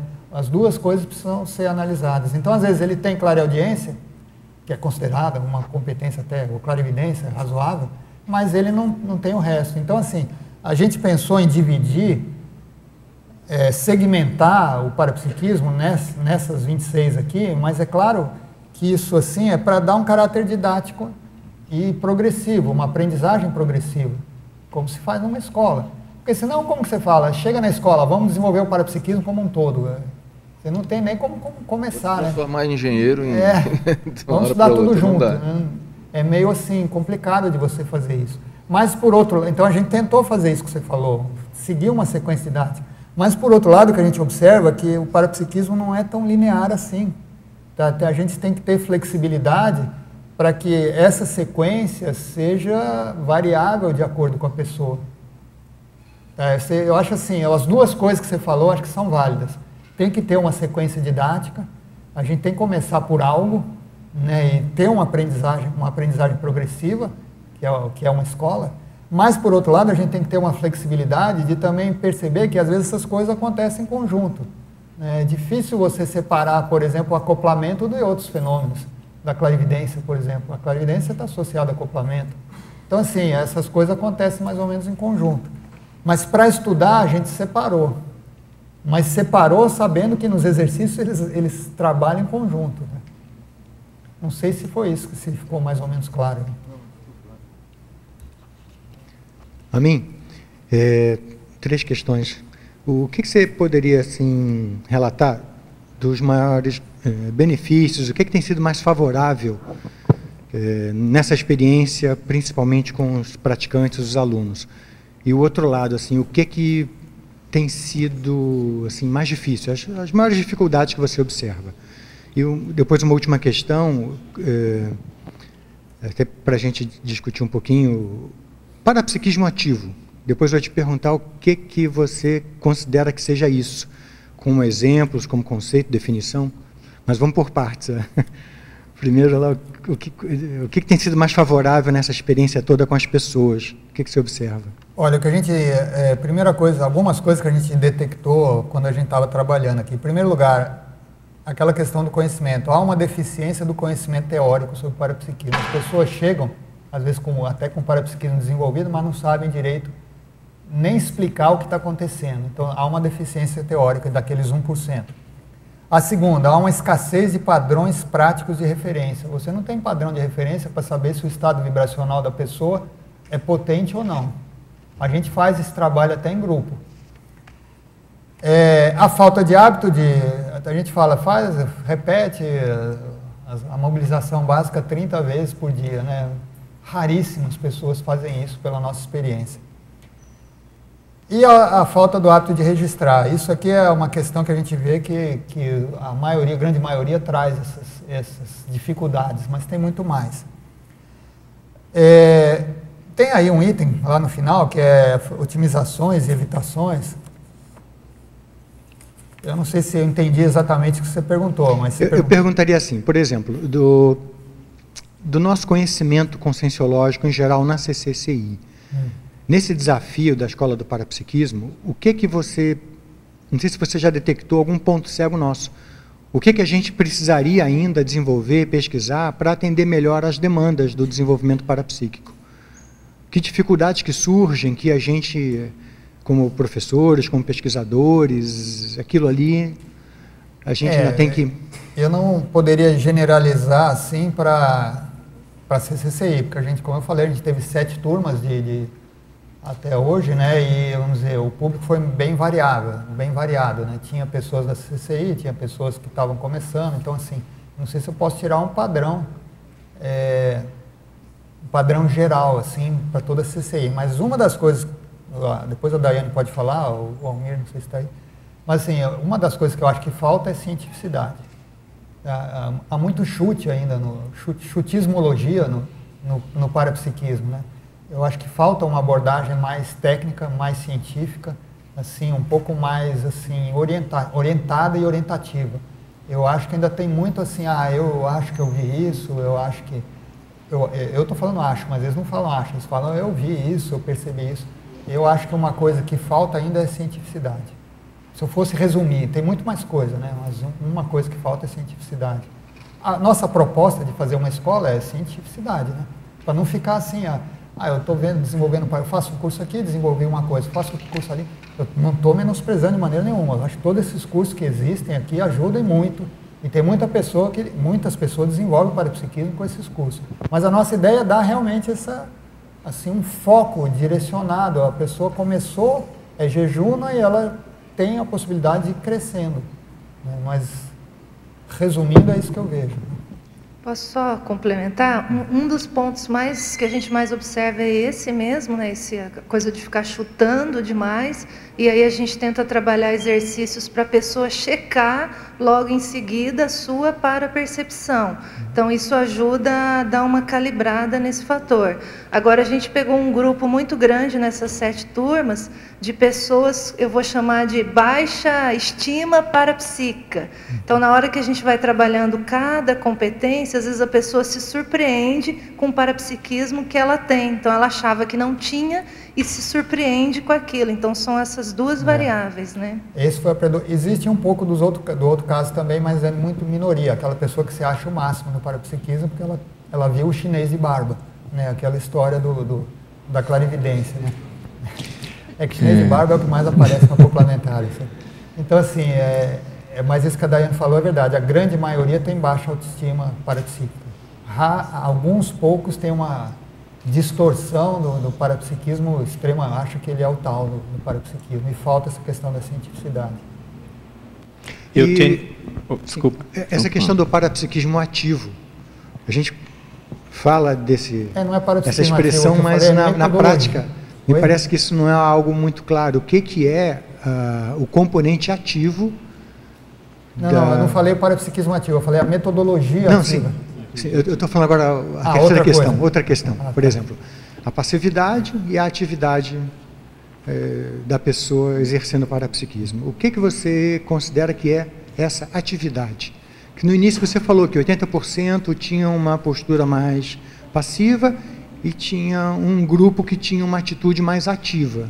Mano, isso eu falei da metodologia. A primeira turma que a gente usou, a metodologia, que assim, o parapsiquismo se desenvolve de maneira ativa, uma metodologia ativa e uma metodologia passiva. Nos campos, por exemplo, é mais passivo. O aluno fica lá no campo e... Certo. O que você está chamando passivo. Isso desse mais ativo? O que é isso? Mais ativo é o aluno ser protagonista, ele fazer o desenvolvimento dele. Claro que sempre tem amparador, não estou dizendo que o amparador não ajuda, mas a metodologia ativa, ele deita, por exemplo, no colchonete, fica lá, né, no campo, um campo propício, né, para desenvolvimento, e, sei lá, o campo, amparadores atuam e ele fica passivo. O outro que a gente viu é que o aluno é típico da metodologia ativa da educação. O aluno é o protagonista, ele participa, ele faz a auto-checagem, ele faz os exercícios, a gente tem uma parte... Eu estava querendo entender essa abordagem que você colocou no início, isso que você está dizendo agora. Eu falei da metodologia. Isso. Em relação ao conceito que o professor Valdo trouxe de passividade ativa. É outra coisa. Né? Isso. Então, agora, nesse conceito de passividade ativa, o que é esse ativo para você? Ativo é ficar lúcido, por exemplo, no transe parapsíquico, no transe da semipossessão. Ele está entregue, ele está passivo, ele está aberto à influência do amparador, mas ele está atento. Ele não está apagado. Muita gente fala, é melhor ficar inconsciente que ele não interfere. Isso é coisa lá, por exemplo, do espiritismo, né? Que é melhor o médium inconsciente. Então ele está ativo, ele está participando do processo, ele está aprendendo com o processo, ele está lúcido. Mas ao mesmo tempo ele está passivo à atuação, por exemplo, do amparador. Ele está entregue, ele não controla o processo, quem controla é o amparador. Mas ele atua, se ele quiser cortar, a hora que ele quiser, ele corta. Então ele está... vamos dizer, ele também tem o comando do corpo dele. Tá? Ele está ativo, ele não está entregue totalmente. É uma passividade, ele se entrega, né? Vamos dizer, ele dá passividade, mas ao mesmo tempo ele está atuando. Ele não está assim, totalmente desligado do processo. Tanto é que quando ele quiser, ele corta o processo. Se ele quiser abortar, ele aborta, porque ele está lúcido. Processo. É claro que no transe parapsíquico varia, eu vou dizer a minha experiência, o nível de lucidez varia. Eu não tenho tanta experiência de CP2, eu participei de 2, e eu percebi que conforme o atendimento, o nível de lucidez varia. Tem atendimentos que a gente semi-possesso, incorporado, você fica mais lúcido, e tem atendimentos que você fica menos lúcido, mas nunca perde. A lucidez sempre fica um fiozinho lá. Isso aí depende de cada um, os outros podem dizer, a Bel pode dizer, o Flávio, como é que funciona para cada um. Mas assim, não chega, nunca zera o nível de lucidez. Então, por menor que seja, há flutuações do nível de lucidez no transe, mas você não, vamos dizer, não apaga, vamos assim dizer. Você tem atividade sempre em todo o processo. Você não, é difícil explicar, você não controla. Quem controla lá o processo da assistência, da energização, é o amparador acoplado. Mas você está, como o Valdo falava, ombro a ombro. Você não está assim, desconectado, está longe do processo. Você está atuando junto com o amparador. Você não está no controle, mas está na supervisão, né? Exatamente. Essa é uma boa expressão. Né? Posso... Não, primeiro dar os parabéns pela proposta, né? Eu acho bem interessante, porque dentro da questão que a gente fala que parapsiquismo é subjetivo, eu acho que o fenômeno ele é bastante objetivo. Agora, em função do nosso nível evolutivo, a gente ainda tem lacunas nessa percepção, o que a gente dá o caráter de subjetividade. Se a gente pensar na antiguidade, né, os trovões eram atribuídos aos deuses. Hoje se explica cientificamente, detalhadamente, se reproduz aquele fenômeno no laboratório. Mas, pela capacidade interpretativa, aquilo era fruto dos deuses. Eu acho que esses instrumentos vão ajudar a gente a diminuir a subjetividade, porque a gente vai estar chegando mais próximo do fenômeno objetivo. A minha pergunta é, dentro dessa aferição, se vocês pensaram, ou na escola do parapsiquismo, procuraram aferir o resultado da utilização dessa competência. O que quero dizer? Eu posso aferir o fenômeno, né, usar o fenômeno e a interpretação do fenômeno. Mas qual que é o resultado disso na dinâmica evolutiva da pessoa como um todo? Né? Eu vou, por exemplo, dar um exemplo da atividade física. A pessoa lá faz atividade física, tem uma técnica para fazer o exercício A, o B, o C, ativa, né, tem um exercício anaeróbico, tem um exercício aeróbico, mas aquilo traz um benefício geral. Né? Vocês têm alguma aferição a isso na escola do parapsiquismo? Porque você desenvolve uma habilidade. Essa habilidade, ela muda o seu modus operandi. Né? Às vezes muda o humor, muda a condição de saúde da pessoa, muda a condição de conviabilidade. Vocês observam isso? Eu sei que é um outro instrumento, para aí você tem aí o conscienciograma. Eu sei se você for ampliar, mas pensaram nessa condição, ou observam isso? Que você desenvolve uma habilidade, e você pode ser muito bom naquela habilidade, tecnicamente falando. Aí você tem que ter um uso evolutivo cosmoético, que é o uso cognitivo dessa habilidade. E o resultado que você consegue com aquilo, nas várias esferas da sua manifestação, seja de relacionamento, seja de saúde física, seja de organização da vida intrafísica, seja de planejamento da ProEx. Vocês chegaram a observar? A gente observou vários casos de reciclagens, às vezes até profundas. Reciclagem, né? Porque assim, parece que só desenvolver o parapsiquismo é só o parapsiquismo, mas não é, porque tudo vai em conjunto. Porque, a gente teve um caso recente de uma pessoa que era espírita, e era um grande líder espírita lá do Sul, do Rio Grande do Sul. Ele fazia curas, ele trabalhava como médium famoso lá na cidade dele, assim, é um líder. E a mulher dele, que conhecia a conscienciologia, trouxe ele para cá, ele estava meio assim, né, meio de paraquedas, caiu de paraquedas, não sabia direito o que estava acontecendo. E a mulher falou, não, vamos lá, tal. A mulher levou, fez o primeiro módulo. Entre o primeiro módulo e o segundo módulo, ele fez uma reciclagem, assim, aquilo mexeu com ele, então é que deve ter sido os amparadores, né, no meio do processo, claro, que sempre tem. Que ele resolveu sair do espiritismo lá. Toda aquela liderança que ele tinha, era, sei lá, décadas que ele estava lá, e foi assim, entre um módulo e outro, 6 meses. Ele mudou a vida dele. Ele está agora com síndrome do ostracismo, porque ele tinha aquele poder, tinha tudo aquilo, agora ele virou um cidadão da multidão. Né? Mas assim, aquilo mexeu muito com ele. Fora esse, tem outros casos de pessoas que mudaram realmente, emocionalmente, elas relatam que mudou a questão dela, mudou a questão de relacionamento. Ou seja, em geral, elas fazem uma reciclagem grande. Porque, como a gente fala, não é só o parapsiquismo, não é só a energia. Né? A coisa reflete em tudo. Né? Eu acho que a gente verifica isso e experiencia isso, mas eu acho que vale a pena a gente evidenciar, porque se você pega em outras áreas científicas, muitas vezes, muitas técnicas são descobertas por acaso. E o cara não sabe muito bem como é que funciona, mas ele sabe que funciona. Então começa a ter visibilidade e até atratividade pelo benefício que aquilo gerou, né? Tem técnicas na área da medicina, da psicologia, que descobriu que aquilo funciona, a farmacologia também, né? Então aquilo funciona, o benefício está mais claro, não se sabe como que aquilo se processa em detalhes, mas aquilo é uma forma de divulgação e atração de interesse para as pessoas, né? Então, acho que isso é o que você falou. Às vezes a pessoa, olha, a gente tem um grau de subjetividade, mas causa esse efeito. E o efeito, às vezes, amplia o interesse, a atração para a pessoa pesquisar um pouco mais. Mas eu acho super interessante o esforço que vocês estão fazendo de instrumentalizar isso, porque o parapsiquismo a gente percebe subjetivamente, mas o fenômeno, eu acho que é a gente que consegue perceber lacunado. O dia que a gente não tiver lacunas, né, consegue estar aqui. Se todo mundo percebe sem lacunas, todo mundo vai ver, vai descrever, vai estar vendo como é o objetivo. Mas a gente tem que trabalhar até chegar essa lá. Ideia. O professor Waldo sempre falava, o conscienciograma é muito subjetivo, né? Porque você pode dar uma nota 5, 7...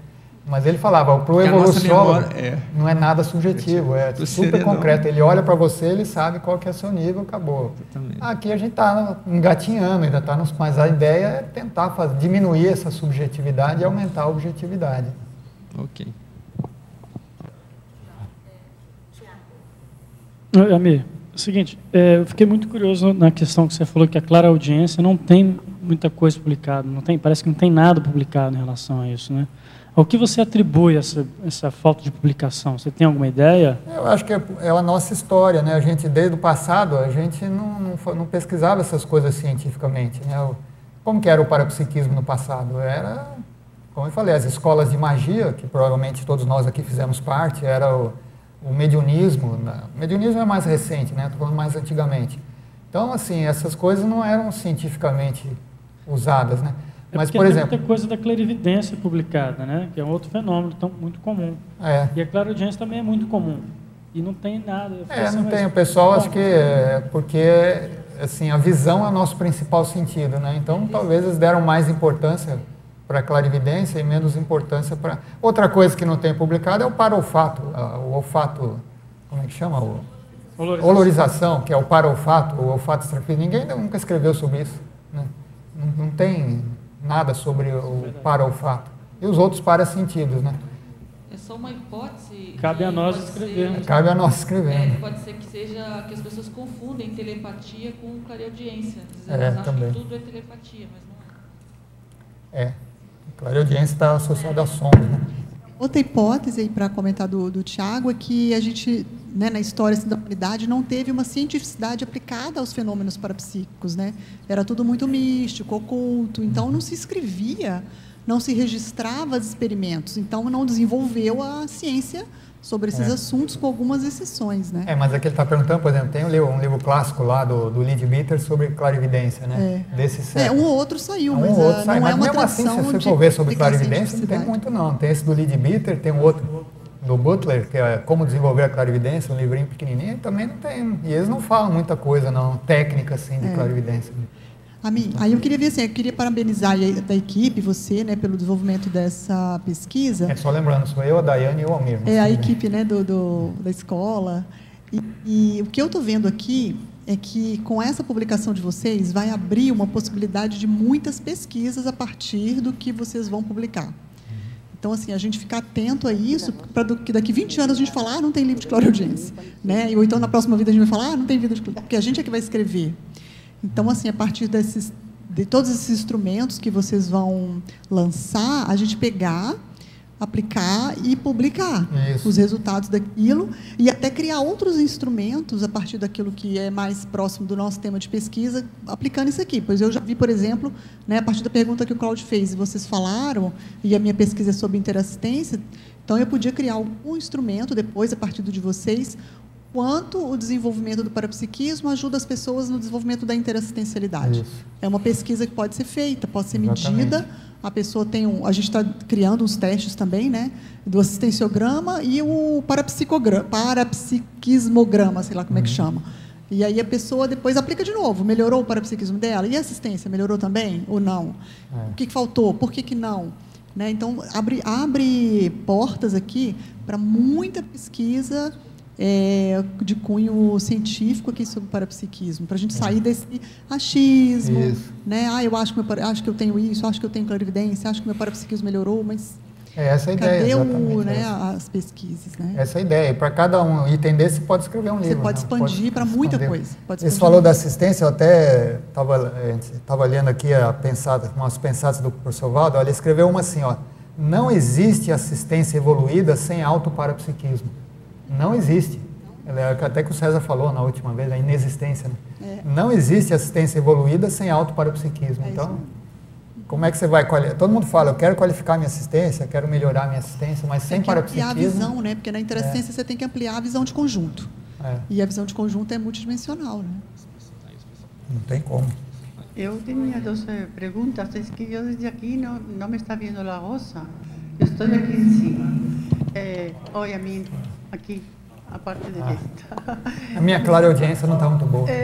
Não, estavam os dois bem, tá bom. Eu tinha duas questões a perguntar. Por exemplo, eu quando comecei aqui a assistir às dinâmicas, eu elegi a primeira dinâmica era energossomática. Eu achava que eu tinha que fazer primeiro esse trabalho, sabes, com o corpo e com o corpo energético, para depois continuar. E aí, eu estive quase 3 anos esta dinâmica era da OIC. E eu, ao início, eu sempre he tenido clarividencia facial, é fácil, de sempre. Mas outro tipo de parapsiquismo que se dio aí, eu, a los 2 anos de estar aí nessa dinâmica, eu entrava já em outra dimensão. Já se veía todo distorsionado, havia uma quantidade de coisas que se movimentavam sozinhas, o picón subia, baixava, sabes? Havia uma série de fenômenos aí. Inclusive, eu veía outras consciências vestidas todas de branco, detrás mía, etc. Cambié a dinámica porque la de la OIC se fue y en el resto de las dinámicas, que es la pregunta esa, ¿no? Es que uno tiene, no siento la misma cosa y prácticamente mi parapsiquismo vino para atrás, ¿sabes? No, estuve en paracirugía, ahora estoy en otra también. Y yo sé que estoy ahí haciendo un trabajo energético y demás, mas ya ese tipo de cosas no aparecieron más. No sé si hay una especie no sé cómo decir, de afinidad con algún tema de la dinámica, o es que yo paré y no sé por qué.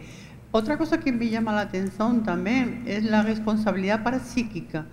El parapsiquismo, desenvolver el parapsiquismo día a día, significa tener un proceso de responsabilidad grande.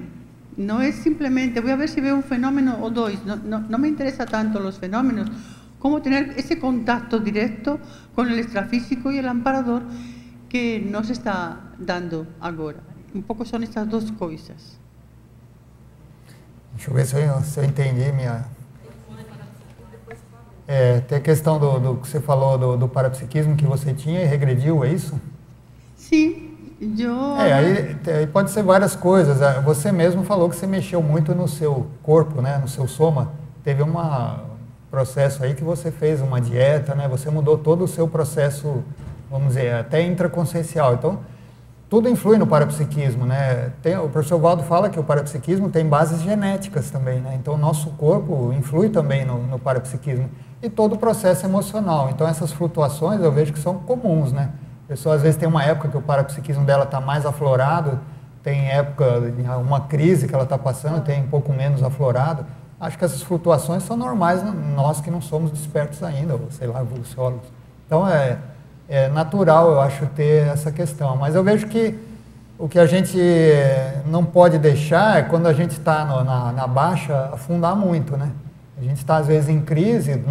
Se a gente está numa crise emocional, a tendência é o parapsiquismo também abaixar um pouco, né? As nossas parapercepções diminuem.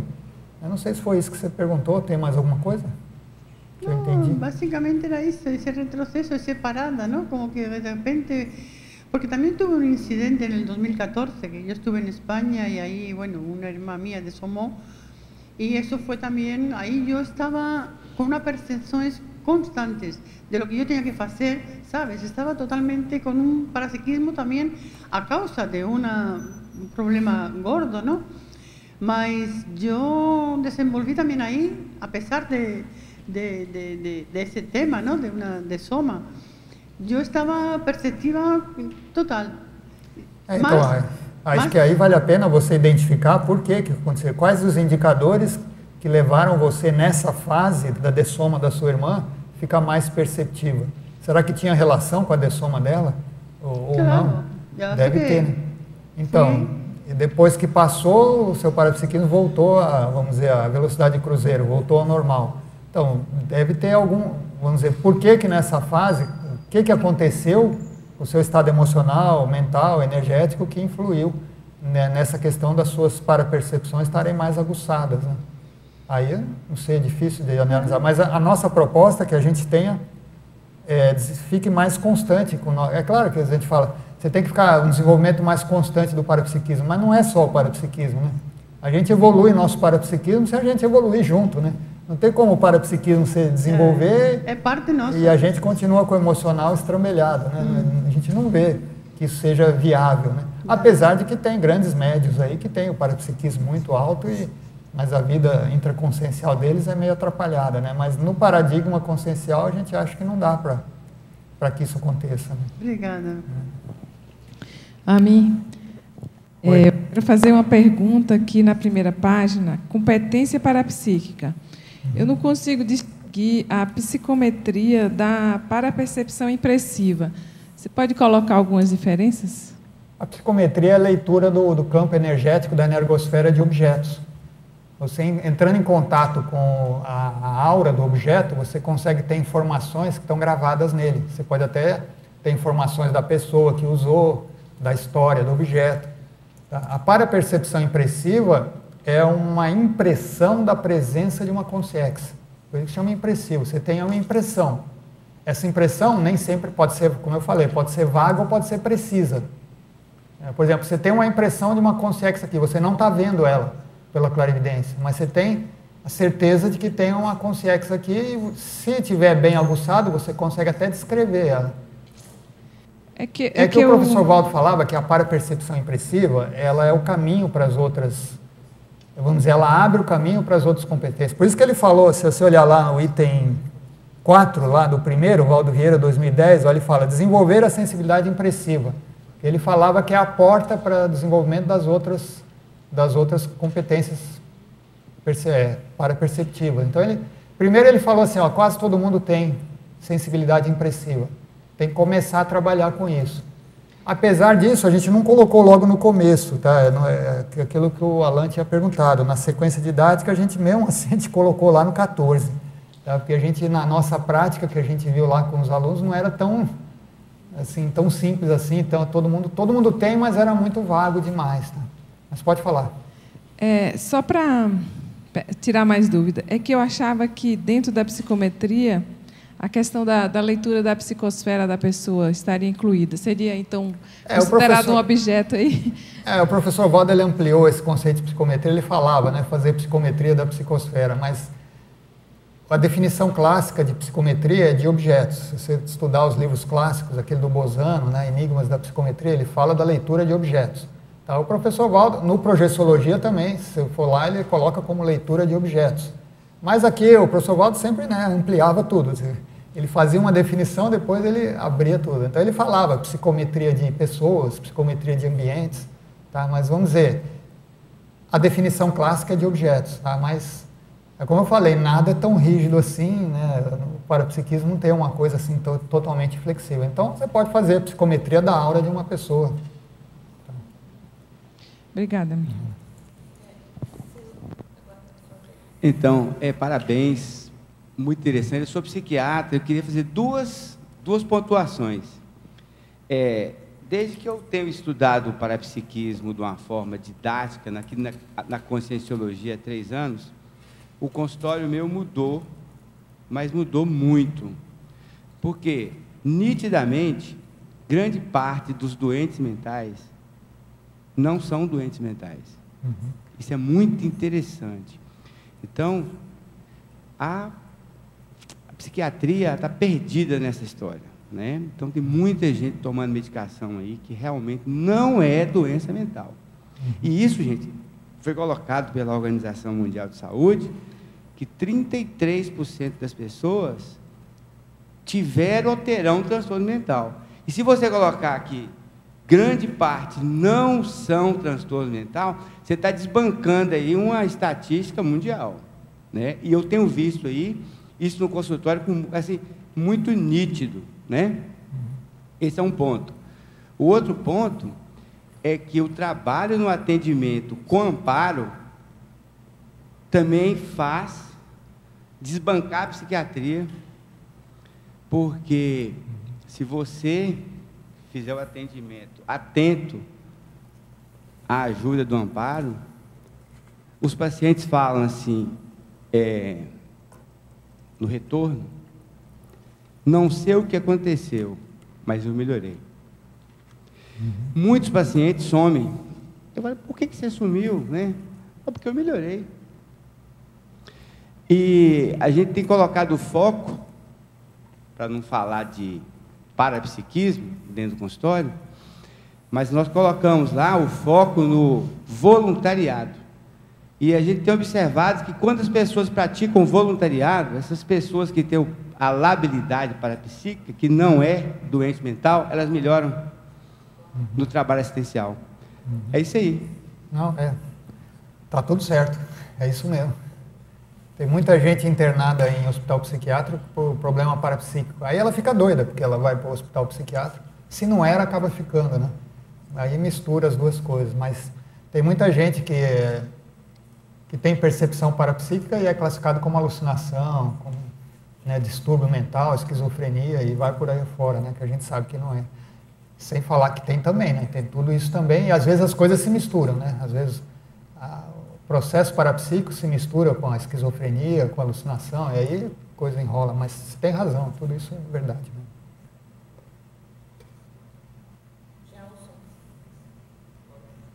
né? Como é que você coloca a extrapolação parapsíquica nesse contexto aí? Por que eu te pergunto isso? Porque quem está iniciando logo o trabalho de parapsiquismo e tendo as primeiras experiências, às vezes a extrapolação atrapalha. Às vezes atrapalha e às vezes ajuda, né? Porque assim, os amparadores mostram, olha, existe essa possibilidade, agora se vira para conseguir sozinho, né? Então a extrapolação ajuda. Às vezes, se a pessoa não está muito madura, pode atrapalhar, mas é mais difícil, né? Porque os amparadores, acho que têm uma noção do nível de maturidade de cada um. Se você olhar aqui ali na conclusão, olha,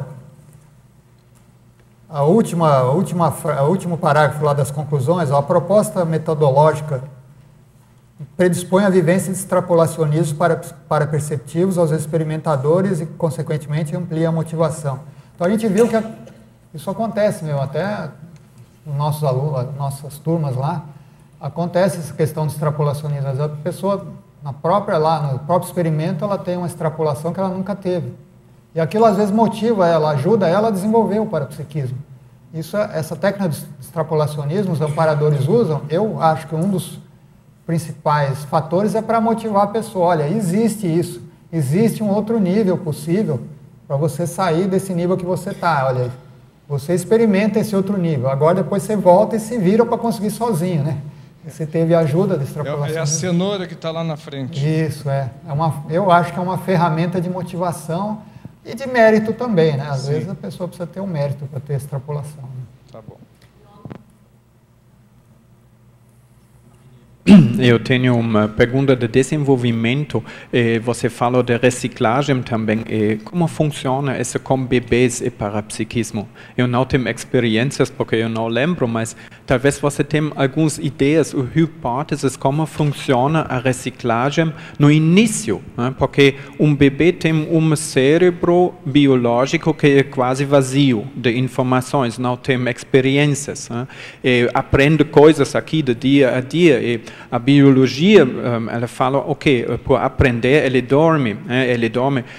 14 às 18 horas cada dia, e 70% desse sono, eles são na fase de REM. E na fase de REM é de ele refletir e colocar coisas que são para aprender no cérebro e outras tira na fora.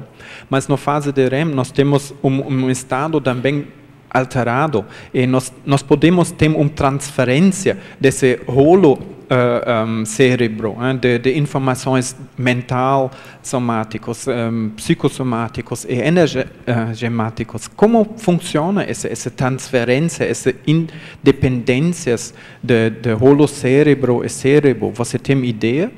Olha, eu não tenho muita ideia, não. O que eu sei é que o professor Waldo sempre falava que todo o parapsiquismo que a gente desenvolveu, a gente não perde. Né? Todo o parapsiquismo que foi desenvolvido em outras vidas, a gente não perde ele. Se não perde é porque fica na paragenética. Se fica na paragenética, provavelmente o paracérebro transfere para o cérebro. E também ele fala que todo o parapsiquismo tem base genética também. Agora, como que se dá essa transferência do paracérebro para o cérebro, ou da paragenética para a genética, do parapsiquismo em si, eu não tenho ideia. Não sei se alguém tem aqui. Não sei como que é esse mecanismo, não. Tá, mas a reciclagem que a gente estava falando era uma reciclagem intraconsciencial. Tá, uma reciclagem, por exemplo, a pessoa desenvolve o parapsiquismo e não é só o fenômeno parapsíquico, ela muda a vida dela, intraconsciencialmente, tá, emocionalmente, os relacionamentos, tudo isso, o parapsiquismo em conjunto, né, com outras reciclagens, ele produz a reciclagem. O que eu coloquei é o seguinte, não dá para você só desenvolver o parapsiquismo e deixar a sua intraconsciencialidade parada, ou seja, eu vou melhorar meu parapsiquismo e eu continuo mesmo. Mas você só melhora o parapsiquismo se você melhorar também, né? É meio assim, óbvio, dentro do paradigma consciencial. Então não tem como aqui na conscienciologia você só melhorar, muita gente fala, eu vou pegar esse ano e vou investir no meu parapsiquismo, ótimo. Mas ela não vai só desenvolver o parapsiquismo, não tem como ela só desenvolver o parapsiquismo e continuar com os trafais dela do mesmo jeito.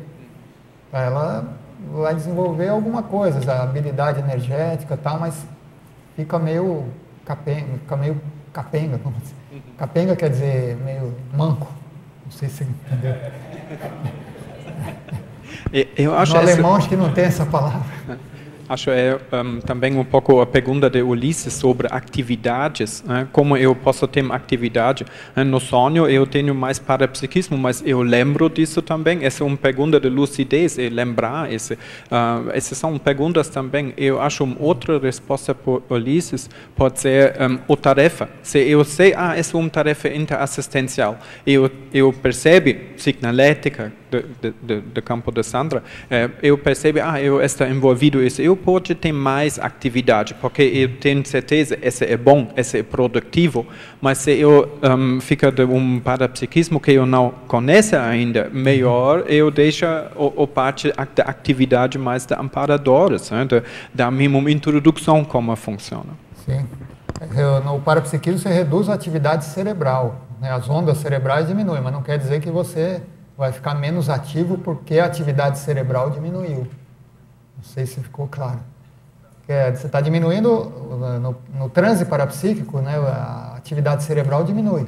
Mas não quer dizer que a sua lucidez tem que diminuir proporcionalmente à diminuição das ondas cerebrais.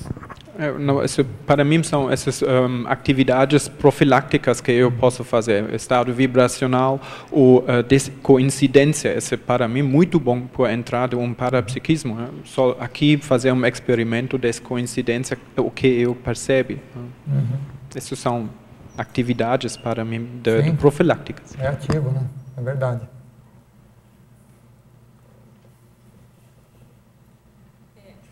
Eu gostaria fiquei com um pouco de dúvida em relação à pergunta dele, em relação ao bebê, da questão da genética. Tá ligado?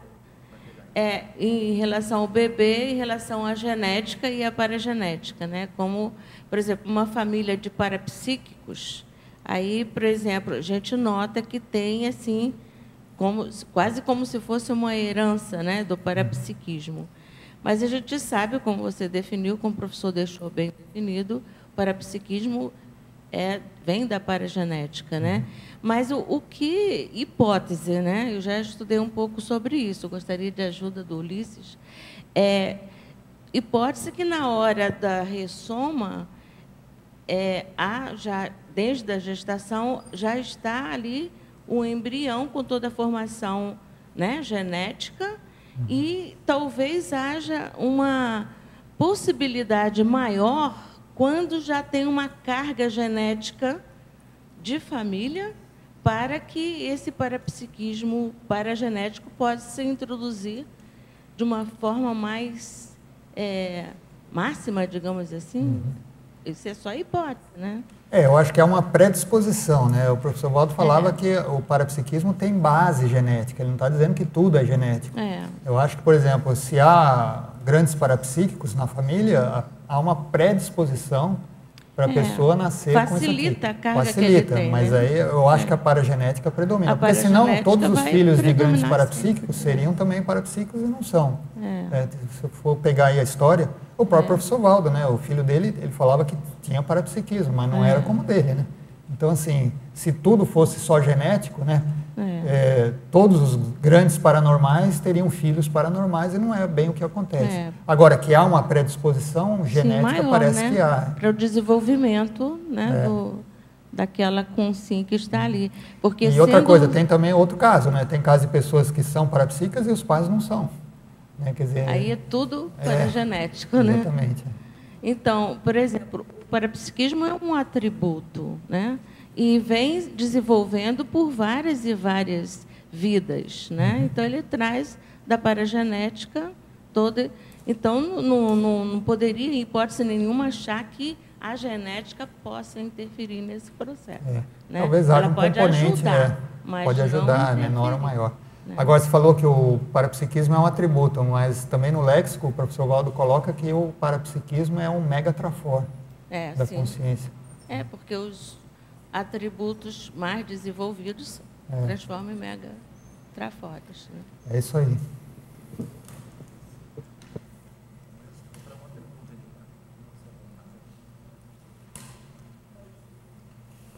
Eu gostaria só de comentar assim, que esses dias eu fui pesquisar sobre paraperceptibilidade e o que me ajudou bastante foi a antonimonologia, né? Então, pesquisar, por exemplo, o que é antiparapsiquismo. Então, achei bastante importante essa técnica, né, que o professor Waldo traz dos contrários. Só isso. É isso aí. Mais uma pergunta. 3 minutos. Alô, alô. A mim, queria que você colocasse a sua experiência com relação a esse processo de heteroavaliação, que às vezes as pessoas podem ter medo disso. Como é que é, dentro do desenvolvimento de competências, eu me avaliar e, ao mesmo tempo, eu ser avaliado, né? Como é que você vê isso? Eu acho que existe muito tabu, né? Esse tabu vem dos preconceitos aí da escola, da faculdade, né? Que se criou fazer avaliação, a pessoa já começa a entrar em transe involuntário, né? Mas o que a gente vê aqui, até na nossa experiência, que não tem como a pessoa crescer sem avaliação, né? Se não faz avaliação, não tem como ela saber o que está acontecendo. Agora, a heteroavaliação, a gente desmistifica quando a pessoa, vamos dizer, ela consegue, vamos dizer, comprovar as experiências, né? Por exemplo, tem aquele exercício que a gente faz assim, o aluno, para treinar a clarividência da Dimenera, ele exterioriza a energossoma para um lado, exterioriza para o outro, exterioriza para frente. A pessoa está lá treinando clarividência. Aí, ele não fala o que ele vai fazer, escolhe um dos 3 lados e exterioriza, e a pessoa que está fazendo a clarividência da Dimenera vai perceber. Isso é uma avaliação, ela está sendo avaliada para ver se a clarividência dela ela está vendo para que lado está indo o energossoma ou não. Claro que existem outras percepções, ela pode sentir as energias, mas só isolando a clarividência. Então, assim, ela está sendo avaliada nesse momento, porque será que a minha clarividência está funcionando? Né? Se está funcionando, eu tenho que ver para que lado está indo lá o energossoma da pessoa. Né? E depois ela vê que, se não funcionou, tudo bem, né? Ela desdramatiza o fato de o parapsiquismo dela não está sendo bem avaliado. É vamos dizer, um estímulo para ela melhorar o parapsiquismo dela. Eu vejo que a avaliação é inevitável, né? Nós somos avaliados a todo momento, toda hora, né? Seja pelos outros ou seja pelos consciex, né? Então, pessoal, na próxima tertúlia matinal, no próximo domingo, vai ser Centralização da Consciência, especialidade Evoluciologia, com o professor Eduardo Azevedo. Agradeço a todos vocês pela presença, participação e bom carnaval para todos.